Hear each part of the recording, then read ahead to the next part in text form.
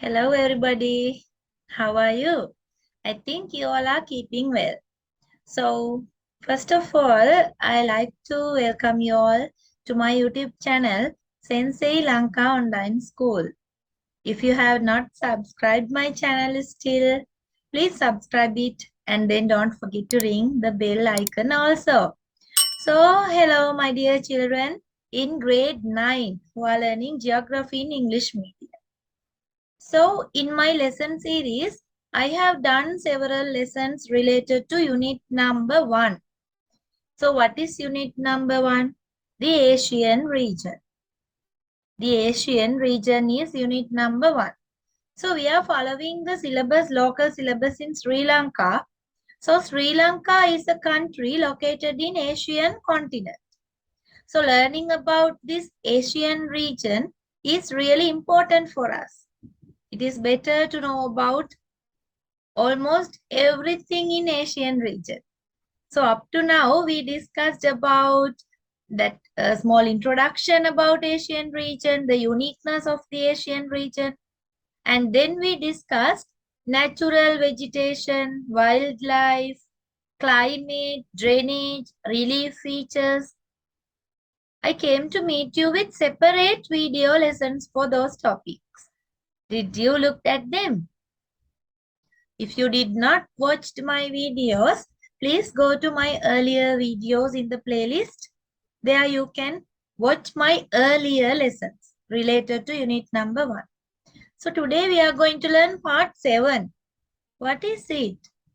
Human landscape of Asia. What do you remember when we look at the topic? Human landscape of Asia. Today our lesson is a little bit longer, because I'm going to discuss all the topics coming under human landscape. So what may be the topics coming under this? We can learn about people. We can learn about different types of people, their skin color and their characteristics. And then we can learn about ancient civilizations. And also we can learn about the population in Asia, and then economic activities with a lot of examples. So I'm going to explain all these lessons one by one in this video lesson. That is why I told you it is a bit bigger than my earlier video lessons. Anyway, I hope you all will enjoy the lesson. So let's start like this. What is human landscape? What is human landscape? I'm not going to explain this topic earlier, because in my earlier video lessons, I explained you what is landscape. I gave you some definitions for this. What is landscape? So now we are going to learn human landscape. I think you all are watching this with your prior knowledge. Shall we look at this definition or the note? Yes. Human landscapes provide evidence of human settlement and occupation of an environment. If we select any kind of an environment, human landscape means the evidences of human settlement and occupations of the people. And then features of human landscapes include elements of infrastructure, such as buildings, roads, transport, energy, sewerage, and telecommunication systems. These are the services coming under infrastructure in any country. So under this topic, we are going to learn about them. We are going to analyze them. We are going to discuss the benefits of them and the problems related to these things. So in this lesson, we can learn a lot of different topics. Shall we look at this again? Human landscapes provide evidence of human settlement and occupation of an environment. Features of human landscapes include elements of infrastructure such as buildings, roads, transport, energy, sewerage, and telecommunication systems. I think it is clear for you. So now let me go to the next slide. Yes. In this human landscape, there is another aspect, cultural landscape. It is also man-made, created by people. That is why we are discussing this culture under the topic human landscape. Because always cultural things are related with human beings. If there is a building, it is man-made. If there is a festival, it is created and done by the people. So always cultural landscape go hand in hand with human landscape. So now look at these 2 points here. I have given you 2 points. Visible imprint of human activity on a landscape is called cultural landscape. So what are the visible imprint of human activity? The things done by the people, the buildings created by the people, artwork done by the people, traditions or the rituals followed by the people. Those are the visible things. Layers of buildings, roads, memorials, churches, fields, homes, etc. So all these things are included into cultural landscape. And also layers from gradual change over time. Can you look at the 2 pictures given on the background? In picture number 1, you can see a crowded city with a lot of buildings, skyscrapers are there. And then in the second picture, you can see an icon related to culture or the cultural landscape. Look at it. So in this lesson, we are going to discuss some cultural aspects also. Now all of you look at this slide. These are the topics we are going to discuss today. Ancient human civilizations. We are going to learn about ancient human civilizations. Have you heard of Euphrates, Tigris, Indus Valley civilization, like that? We are going to learn about them. Types of human races. Population distribution. That means in some cities there are many people. In some villages there's only a few people. That population distribution is always changing with the facilities they have. So we are going to discuss it. Finally, we will discuss economic activities. So these are the 4 topics we are going to discuss in this video lesson. That's why I told you the lesson will be a bit longer. If you subscribe my channel, you can watch the earlier videos and also you can get the notifications, and time to time you can watch them. No need to find it everywhere. So when you want to look at about ancient human civilizations, you can just go to the playlist and find out the video very easily. And also remember, in my video lessons, if you get any question, if you can't understand any sentence or any subject matter, you can contact me. My WhatsApp number is here. Time is not a problem. If you have any issue, you can message me, send me a text message to this WhatsApp number on the screen. If not, you can call me. I will help you to solve these subject matters. Okay. So now, come to the lesson again. Ancient civilizations.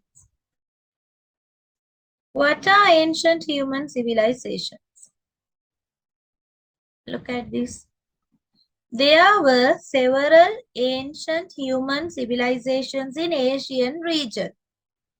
So ancient human civilizations are the ways the people have lived in earlier.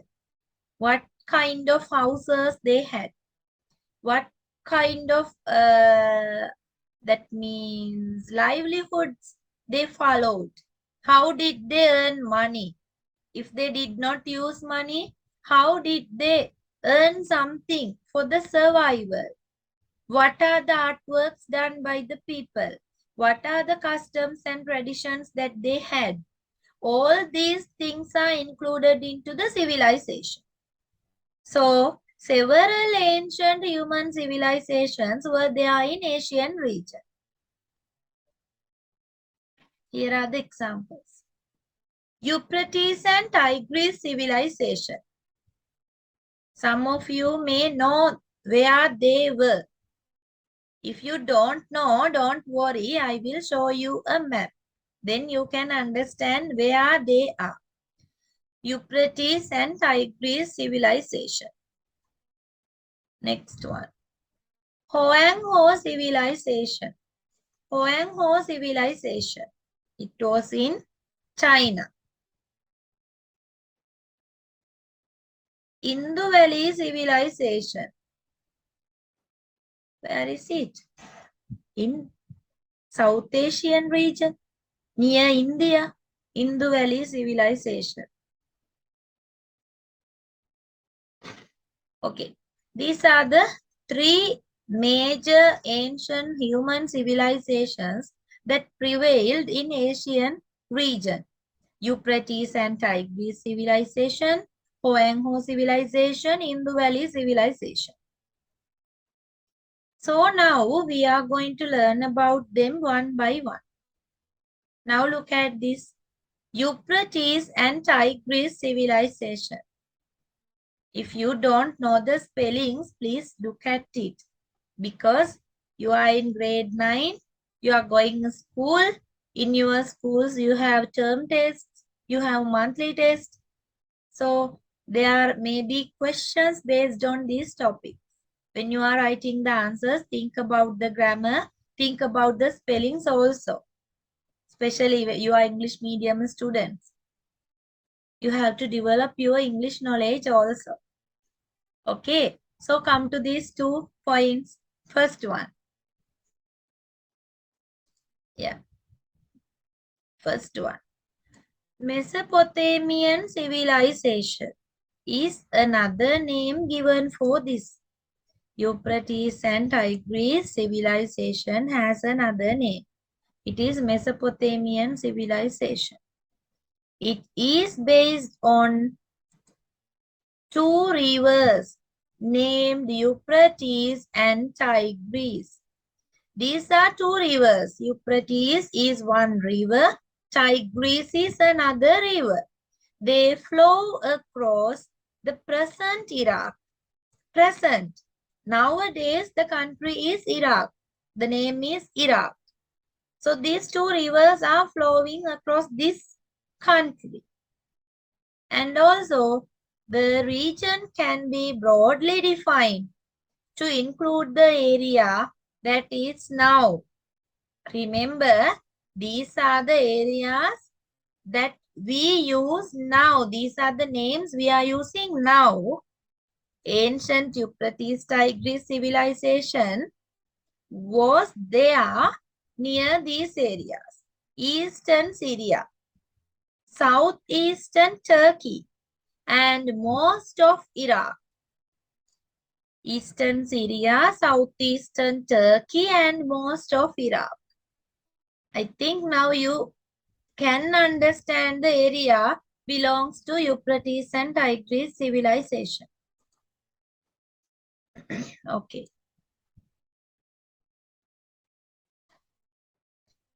Look at this. Can you give a name for this? Ruins. Ruins. Ancient ruins. These are the ruins found from these Euphrates and Tigris civilizations. See how creative those people were. In the past, they had no big technology. They had no machineries. But think about their creativity and also their strength. They may have worked hard to create these things. So nowadays, we can look at these things and analyze them because they had done all these things. See how creative those people, ancient people. Yes. Now we are coming to this map. We are coming to a part of the world map. There you can see Egypt, Mediterranean Sea, Egypt, and Mesopotamia is given in this dark yellow color. Did you see Mesopotamia? Here can you see the two rivers, Euphrates and Tigris. So this area was ancient civilization, Euphrates and Tigris. So remember, if you have a world map, it is better to mark it and keep them in a file. When you want to study again, you can look at them. This is Mesopotamia. Here you can see the area.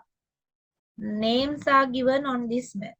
Earlier map, only the area was shown, but now the areas are labeled here. Here can you see Syria, Iraq, this one, Tigris River, Euphrates River. This area is the ancient Euphrates and Tigris civilization. Can you see Zagros mountain range here? So this is Mesopotamia. You can enjoy looking at these maps when you have free time. If you need, you can download this video.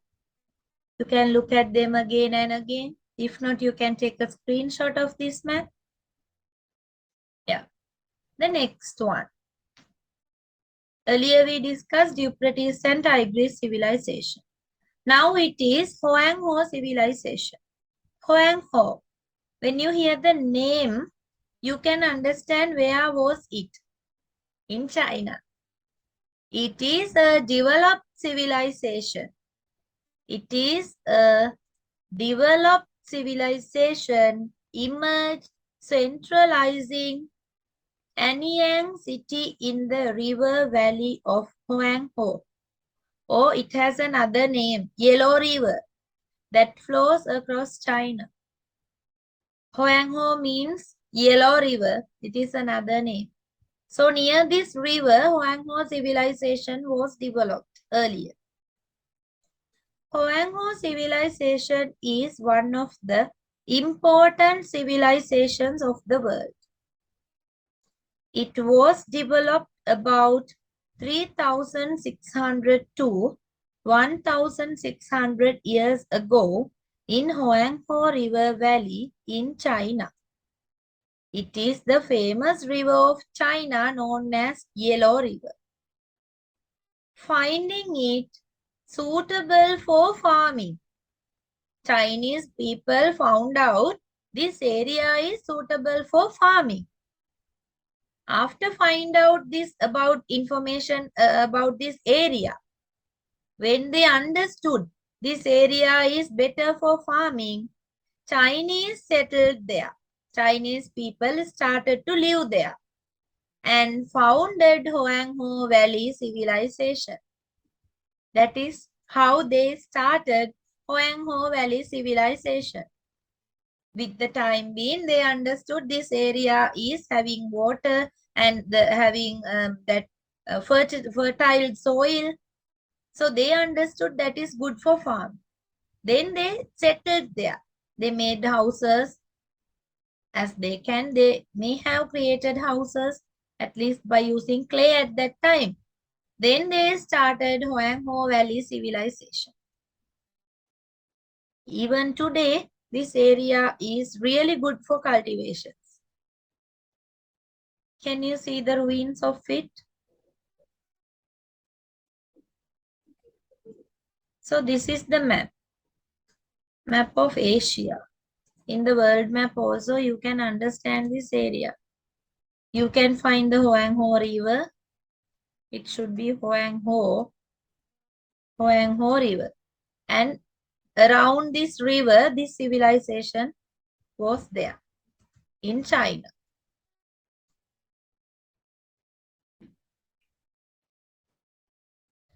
Now, Chinese civilizations, here you can see that Anyang city. I told you it is started in that city, Anyang. It is here. So in this area, you can see Hoang-ho civilization.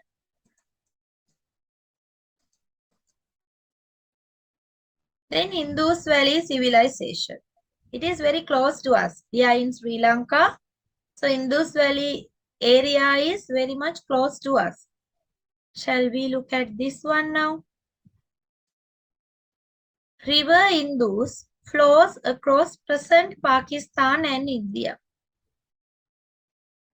This river is flowing. This is India if I draw a map. This area is belonging to Pakistan. So this river is starting from this and going to the ocean in Pakistan. So Indus River flows across present Pakistan and India. It crosses both countries and falls into the Arabian Sea, close to the city of Karachi. A developed urban civilization established on the basis of the two ancient cities of Mohenjo Daro and Harappa, close to this river valley. These two cities are famous with this name, Indus Valley Civilization, because in this civilization there were two cities. What are the two cities? Mohenjo-daro and Harappa. These two cities were very much developed, very well developed. A lot of people had lived there. They had done a lot of artworks. They had created many buildings. So it is believed this civilization is a developed civilization. There had been many different aspects. That means religious buildings, educational buildings, there were good road system, and also some artworks found out from this area. When we analyzed them, they had used a very big technology to develop this civilization. So Indus Valley civilization is really important.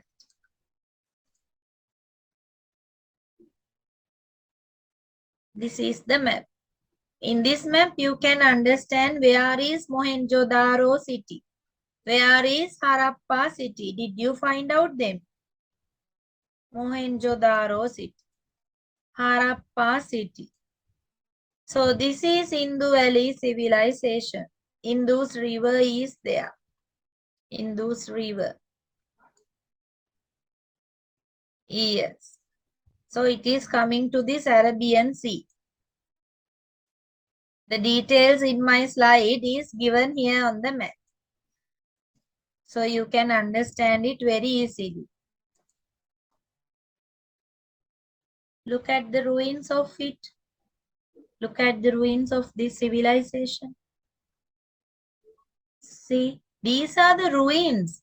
So think about this area before they become ruins. When there were this developed city, think about the beauty. Okay. So now that is enough about earlier topic, civilizations. We learned about 3 civilizations. Now we are coming to this topic. Look at my screen. Types of human races. We are going to discuss human races. We are going to discuss human races. The world population can be divided into 4 major races, namely white, Caucasian, Mongoloid in Asia, Negroid, black people, and Australoid. Who are the four? Caucasian, Mongoloid, Negroid, and Australoid. These are the four types of human races in the world. Here, the division is based on the biological meaning. These human races are defined with the biological meaning. With their biological meaning.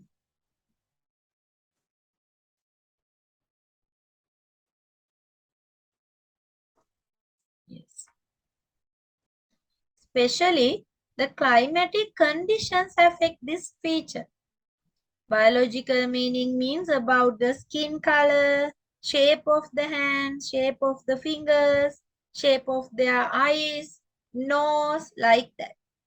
So, they are created, if not they are conditioned, because of the climate. People have got their skin color as an adaptation to the climate they are living. So these human races are divided according to the biological characteristics of human beings. The biological characteristics are affected by the climate that they live in. You have to remember these two things. Even in Asian region, there are different races. In the same continent, we can see different races. Look at their shapes, look at their colors, look at the color of their hair. I think now you understand it.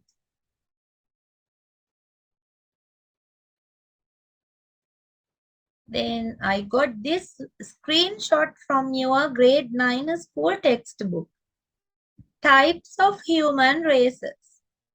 In the Asian region, different human races as well as many ethnic groups live according to various climatic conditions. Mainly, two types of human races live in the Asian region, and the countries where they live are mentioned below. Shall we look at the countries where we can see them? So now you have to remember in Asian region, we can see these two human races. Mongoloid people are there, Caucasoid people are there. So Mongoloid people, where can we see them? You can look at these two images also. China, Japan, Malaysia, Korea, Singapore.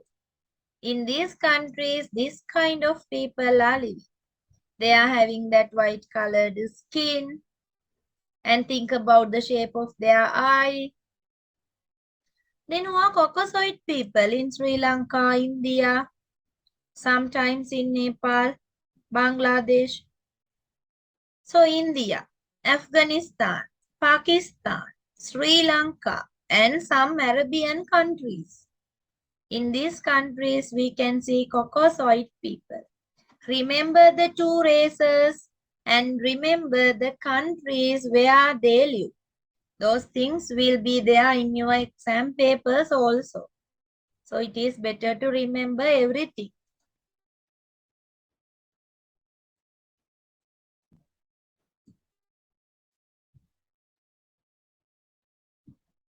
Mongoloid.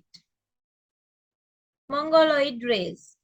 Here you can see some features of Mongoloid race.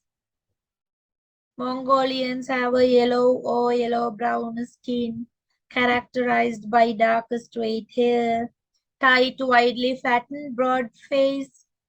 Their nose is a bit flat, face is broad, narrow and slightly slanted brown eyes with a fold of the upper eyelid. There is a fold in this upper eyelid. Flat and rather broad nose, sparse vegetation on the face and body. Then Caucasoid. They have pale reddish white to olive brown skin color. Caucasoids have a medium to tall stature. They are a bit tall. Among the Caucasoids, hair color is light brown to dark brown. Looks black. Texture is fine to medium and the form is straight to wavy. The color of eyes among the Caucasoids is light blue to dark brown, while the lateral eye fold is occasional. Lateral eye fold is occasional. Those are some features of Caucasoid people. That is about human races in Asian region. Now we are going to discuss population distribution. We are going to discuss the population distribution. That means we are going to learn about the people. How about their distribution, population density? We are going to learn about those things now. Okay. Now look at this. There is a map. What is this map? Population map. Here you can see Asian region. Look at this map and find Asian region. This is the Asian region. Can you see dark red color? And also in this area, the area is really dark, very dark. That means population density is too high in this area. And these countries also having dark red color. Comparing with this upper part, comparing with this Australia, comparing with these areas, South America. So Asian region is having a very large population. We are having a very large population.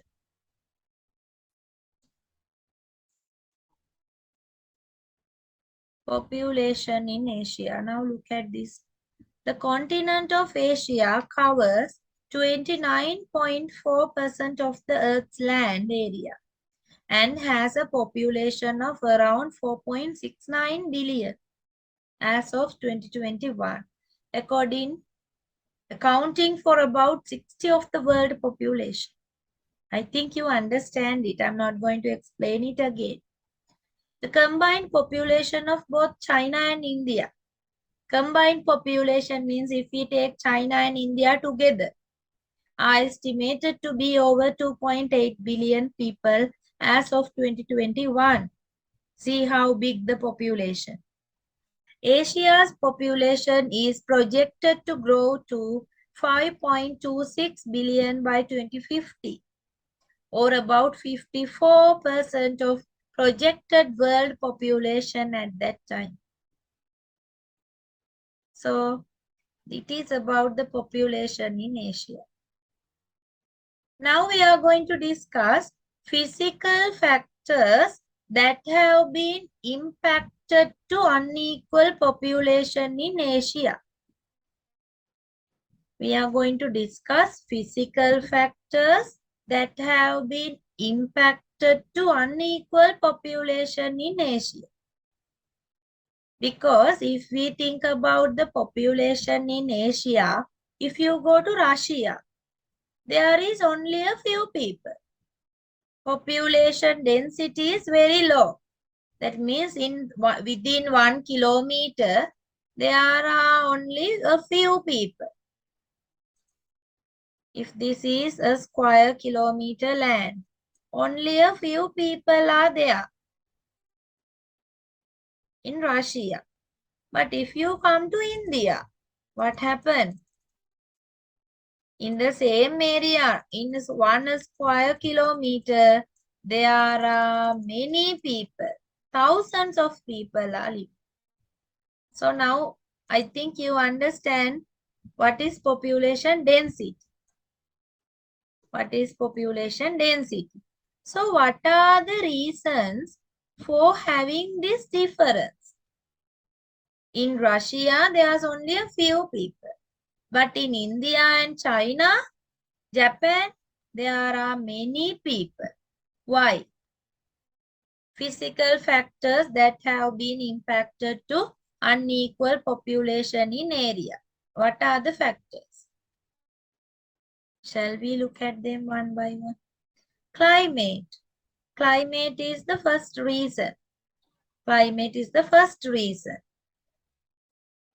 Relief features. Drainage. Soil. Natural resources. Development of the cities. Job opportunities. Political issues. Now, do you understand how do they affect? How does climate affect the population? Now think about if the climate is very cold. Do we like to live there? We like to go and visit. But can we live there easily? We can't do our agricultural activities. It is a big difficulty for the people. So if the climate is very cold, if there is snow falling, there will be only a few people. But in India and China, we can get enough sunlight, enough rainfall, water, and many facilities. Think about the relief features. Relief features. If the area is a very big mountain area, people cannot make the roads. It is very difficult to travel. So do we like to live there? No. So in the mountainous areas, normally the population is low. If it is a plain,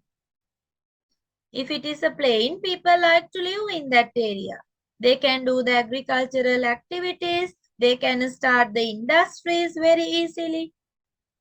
Then drainage, water. If there is water, there will be people. But if it is a desert area like Thar Desert, like Sahara Desert, like Gobi Desert, people cannot live. Although we can't live because we don't have water, enough water. So in the desert areas, the drainage is having a problem because no enough water. So people will not go there to settle. So the population is low. But near the river valleys, Ganges river valleys, Indus river valley, many people like to live there. Although they don't have houses, although they don't have permanent houses, they like to go there. Why? There is enough water. Without water, we can't survive. Then the soil. If the soil is very good, like in Mohenjo Valley, soil is very good. It has a lot of fertilizer. So people like to do agriculture. So people like to live there. And if there are natural resources, people will gather into that area. Those are natural factors. They are natural factors. Then there are some other factors. Nowadays, social factors are there. That's why I mentioned them in red color. Development of the cities, job opportunities, political issues. So development of the cities. In the past, it may be a forest area, it may be a rural area, countryside. But nowadays, if the area is developed, if it has become a city with facilities, people will gather into that area. If there are job opportunities, if we take example in Sri Lanka, city of Colombo, it is having a lot of job opportunities. So village people like to come to Colombo and live there. Sometimes they don't have permanent houses. They are living in temporary settlements. But still they like to live there because they want to protect their job. Then political issues. It is a very big issue. It is really important. For example, if there is a war, people will evacuate from that area. So it has low population density. Then those people will go to another area and settle there. then that area will get a higher population density. So political issues always affect this unequal population distribution in Asia. Okay, so now I think you understand this information about physical factors that become reasons for this unequal population distribution in Asia. I think it is clear for you all. So remember these factors. It will be useful for your exams also. Now let's go to another topic that is different from the earlier topics we discussed under human landscape. Because earlier we discussed about physical features of the people, just like their face and eyes, like that. And then we discussed the cultural features in any landscape, the things they have created and the civilizations like that. So now we are in another topic. It is another aspect in the human landscape. This is also related to human beings. So now we are going to discuss about economic activities.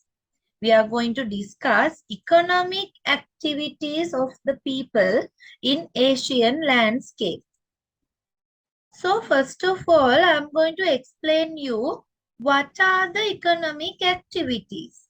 What do we mean by this topic? Normally, the human activities are the things done by people. The activities done by people. So what are the economic activities? Let's have a look at on this note. I have given you a small paragraph.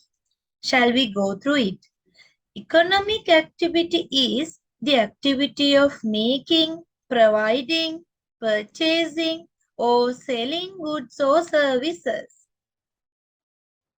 So now do you understand what is an economic activity? It is the activity of making, providing, purchasing, or selling goods or services. It may be a good that we can touch. Sometimes it may be a service that we are creating.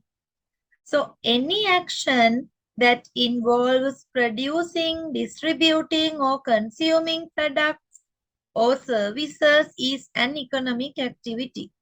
It is another definition. So employees working in a factory and receiving wages. Wages means salary. For example, are performing economic activities. So simply I am going to tell you this. If we are doing any activity to earn something, to earn money or to earn any other thing, it is an economic activity. To earn our livelihood, if we are engaged in any activity, that is an economic activity.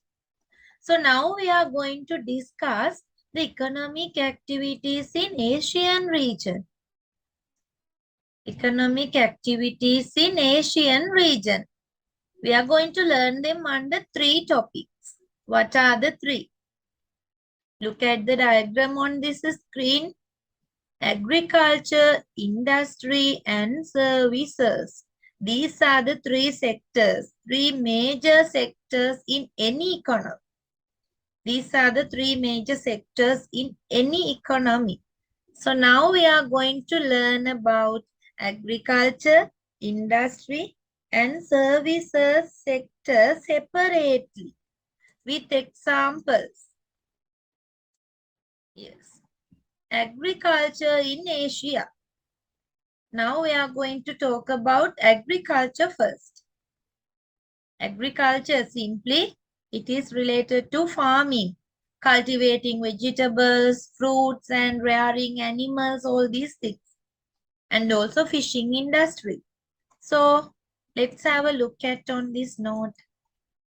Most of Asian countries are rich with their agricultural activities, although they develop industrial and service sectors.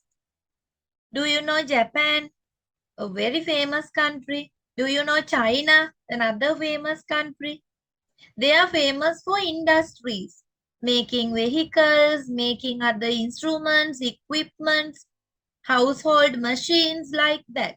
But even Japan and China, they are engaging in agriculture. So now, do you understand most of the Asian countries, although they are developing the industrial sector, still they are in agricultural activities. They engage in agriculture.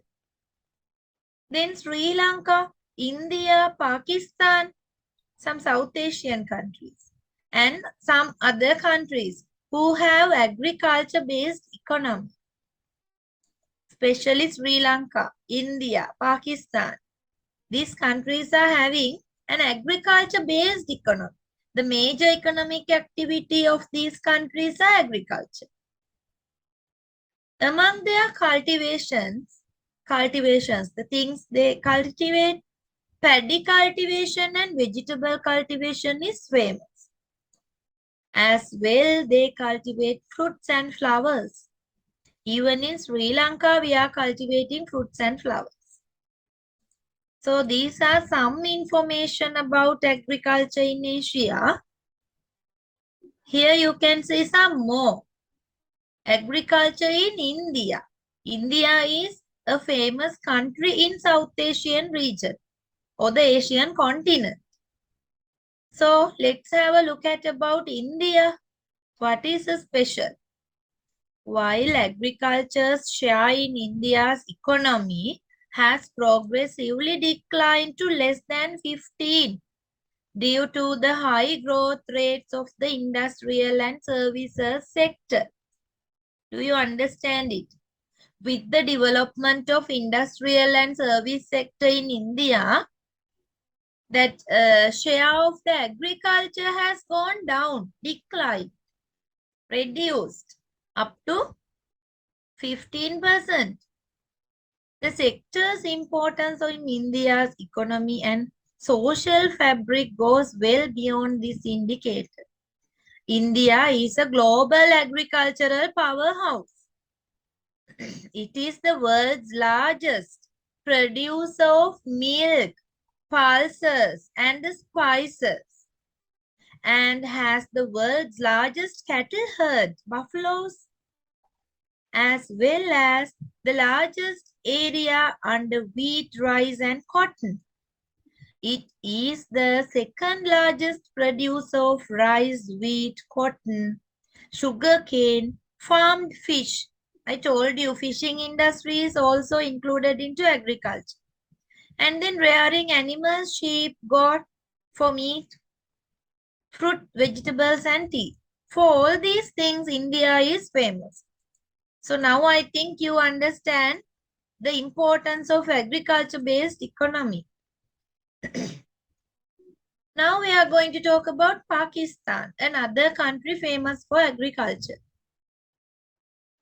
I got this from grade 9 English medium geography textbook.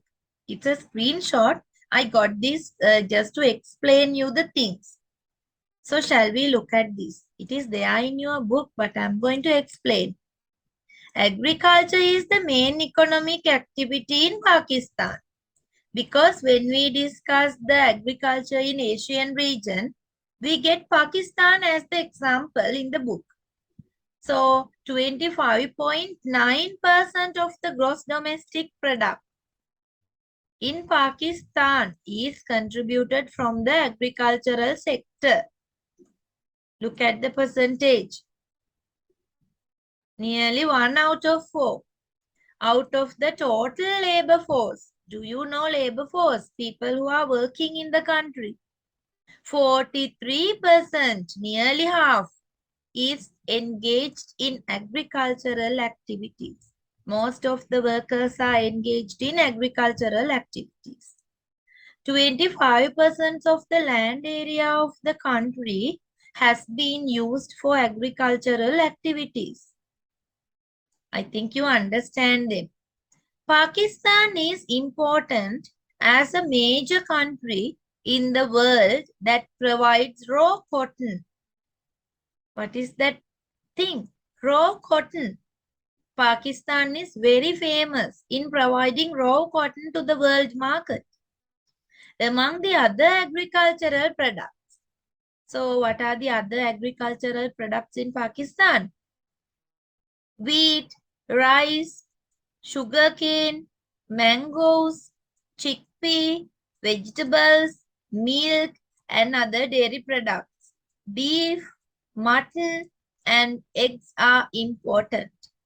Look at the number of the items. There are many. So Pakistan is providing these items to the world market related to agriculture. See how important this country. The country is a bit small, smaller than India, smaller than Japan and China. But the country is famous for this. They are paying more attention to develop their agriculture with the technology. So now there is an activity for you. If you have time, you can look at my questions, and for a while you can pause my video, and then you can write down the answers quickly by looking at your book. And then we can discuss. What are the two main agricultural seasons in Pakistan? Question number 1. In Pakistan, there are two agricultural seasons. Do you know Rabi and Kharif? Those are the answers. And then number 2, make a table to show their time duration and crops grown. Answers are there in your school textbook. You can check your answers with them. You have to draw a table and do the things. I'm not going to draw the table and discuss the answers now because I will come to meet you with some revision lessons. In my revision lessons, I will discuss the questions and answers again. But until that, you can look at these 4 questions and try to find the answers. Question number 3 is, name 3 crops cultivated in Pakistan. Very easy. Number 4, which major river provides water for agriculture in Pakistan? That's really easy. Yes. Now we are coming to the second category of economic activities. Industrial sector. So what are the industrial sectors? Industry means what? Preparing or making some equipment, maybe a vehicle, maybe a household item. So making something, some goods or the machineries, they are related to industrial sector. Not the cultivations, making something, especially the machineries or the vehicles. Shall we look at this? A big note is there for you. These days, the industrial economy of Asian region is developing quickly. All the countries are trying to expand their economy, make it bigger. They are trying to make bigger their economy by using industries.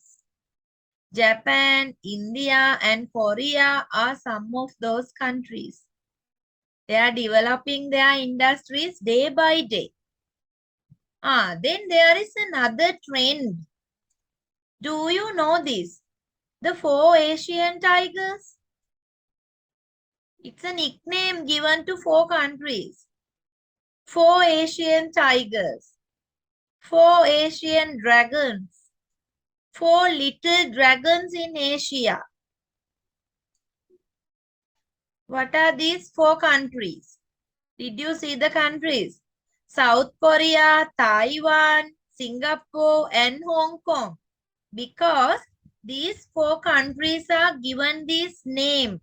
4 Asian tiger, 4 Asian dragons, 4 little dragons. Why do we say so? South Korea, Taiwan, Singapore, and Hong Kong, they are facing or they underwent already, that has happened, a rapid industrialization. They have developed their industrial sector within a short time. Now they are developed countries with a very good economy. Think about Singapore. Think about Hong Kong. So look at this now. Between the early 1960s and 1990s, they underwent rapid industrialization and maintained exceptionally high growth rates of more than 7% a year. That is why we are saying they are four Asian tigers. By the early 21st century, these economies had developed into high-income countries, specializing in areas of competitive advantage.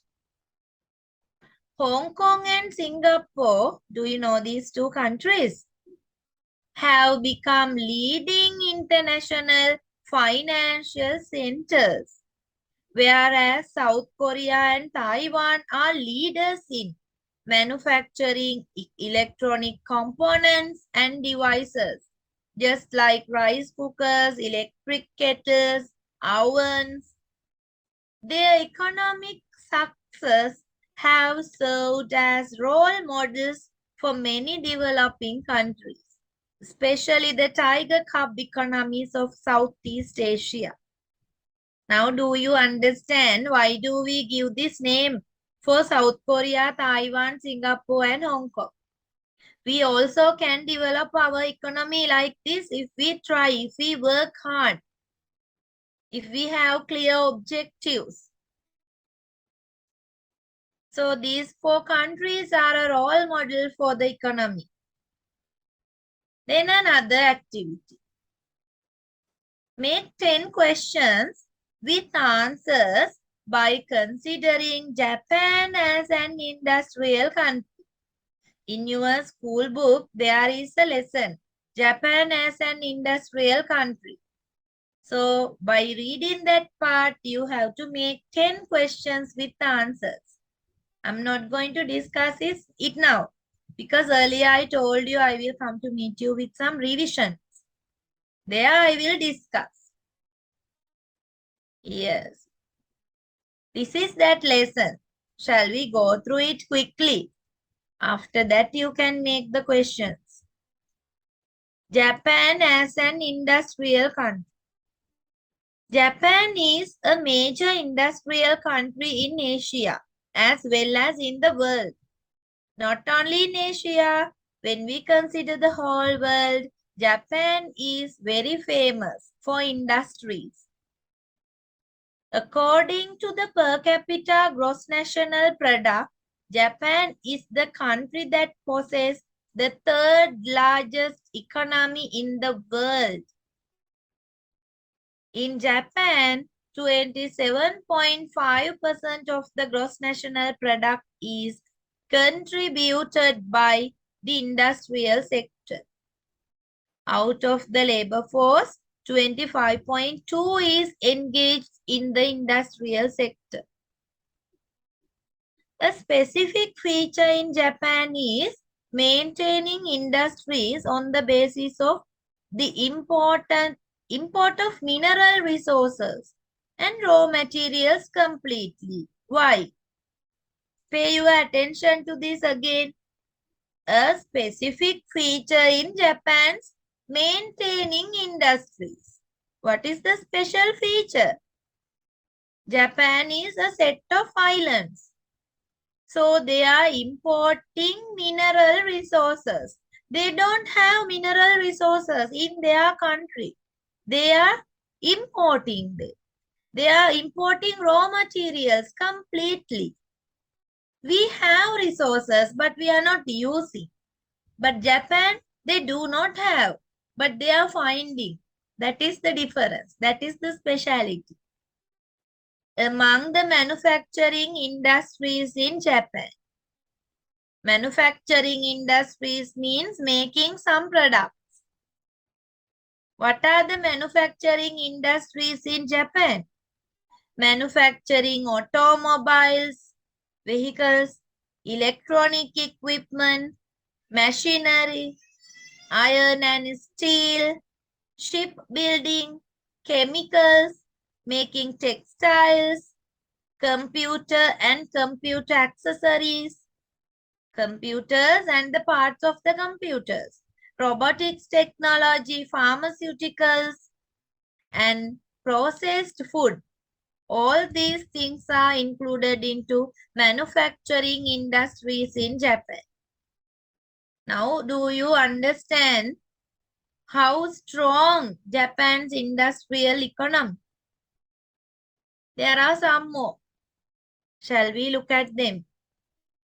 I will take another color for you. Yes. Manufacturing automobiles is the key field of industry in Japan. That is the most famous, most important industry in Japan. Manufacturing automobiles. Japan has won the 6th place out of the top 10 largest automobile manufacturers in the world. Japanese automobiles are in the forefront in the world. What is that? Japanese automobiles are in the forefront. That means Japanese vehicles are accepted worldwide. People like to buy Japanese brands. Why? Because of the many factors. What are these factors? High quality. That is the first one. High quality. Durability. Fuel economy. Comfort. And inclusion of very modern components and equipment. These are the factors to become famous. There are several major automobile manufacturing companies in Japan. What are the examples? Think about the vehicles that go on the road. Toyota vehicles are there, Nissan, Suzuki, Mazda, Daihatsu, Mitsubishi, Honda, Isuzu, Subaru, and Hino. These are some of the Japanese automobile companies. Remember these names. You will need them in the exams. Okay. I think very interesting topic for you. Do you like this topic? Personally, I like this topic. I think you also like. And the lesson is easy. It is big. It is very larger. But I think it is easy to understand. Then, do you know, Japan, they are making motorcycles also. So there are some motorcycle producing companies in Japan. These are the examples. Honda, Yamaha, Suzuki, Kawasaki. These are some motorcycle companies in Japan.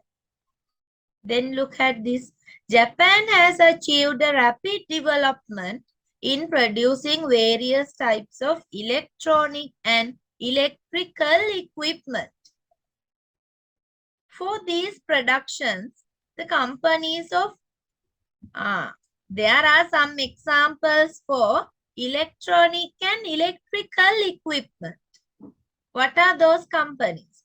Sony, Mitsubishi, Electric, Panasonic, Canon. Do you know that Canon cameras? Fujitsu, Nikon, Yamaha, Sharp, NIC, Hitachi, and Casio. Then we are coming to another important category. What is that? Last paragraph. Look at this. There are many important things. Production of plastic. Look at this, plastic making. Production of plastic. Polystyrene and polypropylene are significant as main petrochemical industries in Japan.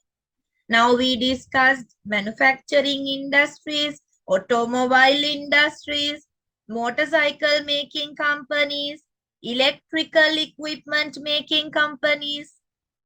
Now these are petrochemical industries. Then next one. What is that? Producing computers and computer accessories. What are those companies? Nike, Fujitsu, Epson, IBM. Remember these examples. So in this lesson, a lot of names are there. They are a bit similar. Spellings and the way of pronunciation, they are similar. You have to go through them again and again, then you will remember. Then I'm going to tell you another thing important about Japan. Japan has achieved its development with regard to gene technology. Gene technology, which is considered a very important field in the present world. Gene technology is used in various sections. In agriculture, livestock farming, pharmaceuticals, chemicals, and food processing. So gene technology is very famous in Japan. Japan is in the forefront among the countries where that utilizes nuclear power in abundance. Now I think you understand the industrial economy. Now we discuss two, agriculture and the industry. So what is the next category? Services. Now we are going to discuss services sector. Not only in Asia, in any country in the world, economy can be divided into three: agriculture, industry, and the services. So in this lesson, we are learning about services in Asia. Before that, shall we try to understand what are the services? What do we mean by this topic? The action of helping or doing work for something. Do you understand what is a service? Service is not a good. Service is just like a help. The action of helping or doing work for someone. Sometimes we get money for the services. Sometimes we do them free of charge. Sometimes we do them at concessionary prices, for low price. A system supplying a public need. What are the examples? Transport, communications, or utilities such as electricity and water, infrastructure facilities. A service economy is an economy where the main activities are more focused on providing services rather than producing goods. I think you understand now the topic. Shall we go to the examples? In your lesson, in your syllabus, we are going to learn about Dubai. For agriculture, we learned about India and Pakistan. For industries, we learned about Japan. Now for services, we are taking Dubai as an example. What is Dubai? Is it a country? No. Dubai is a city. Where is it? In the Middle East. Look at this map. Can you see where is Dubai? Dubai is here. Can you see this red color star? Yeah. So we are going to learn what is important about Dubai. Can you see? It belongs to United Arab Emirates. Look at the country. Look at the buildings. Skyscrapers are there. And also they are having a lot of comfortable facilities. Look at the road system in the second picture. There are very beautiful shopping malls in this country. Lot of facilities are there. This is a port. Jabil Ali Port in Dubai. See how many containers are there. Can you see how busy? Oh, so that is about Jabil Ali Port in Dubai. And then this is the Dubai Mall. Have you heard of it? Very famous shopping center. People like to go there. Now it is about Dubai. Those are the services provided by Dubai. There is another activity for you. There are 5 questions. Look at question number 1. What is the base of the Dubai economy? Number 2. Name the famous harbor in Dubai. Number 3. To which country Dubai belongs to? Number 4.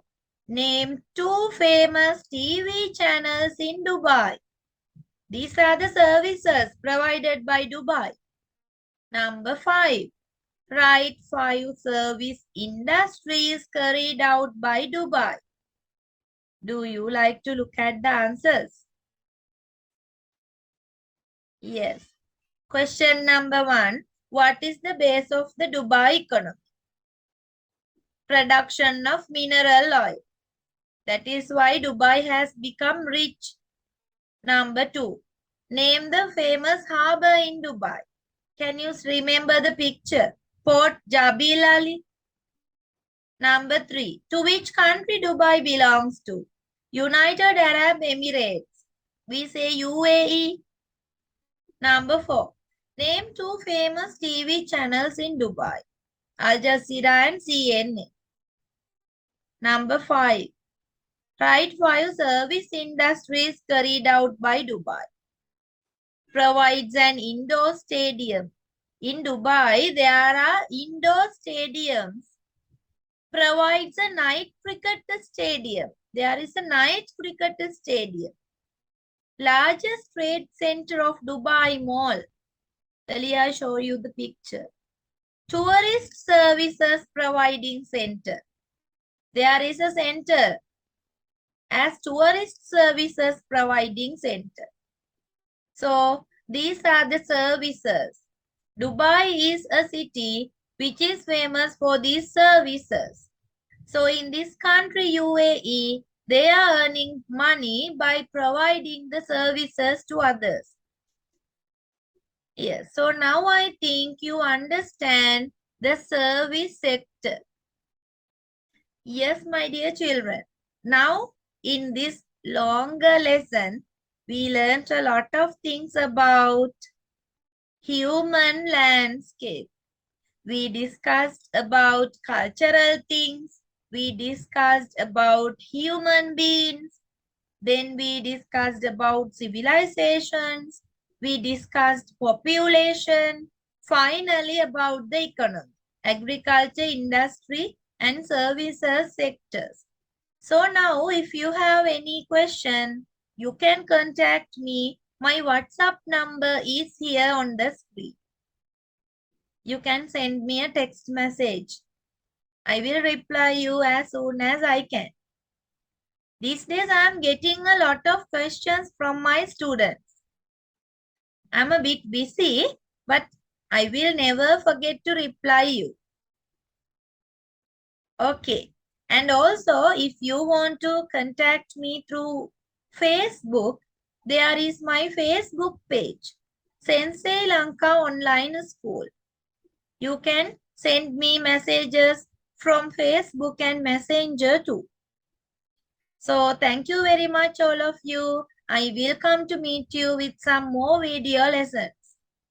And don't forget to subscribe my channel, Sensei Lanka Online School, my YouTube channel. Ring the bell icon also. If you are interested in my video, please share it with your friends too. Thank you. Bye for now.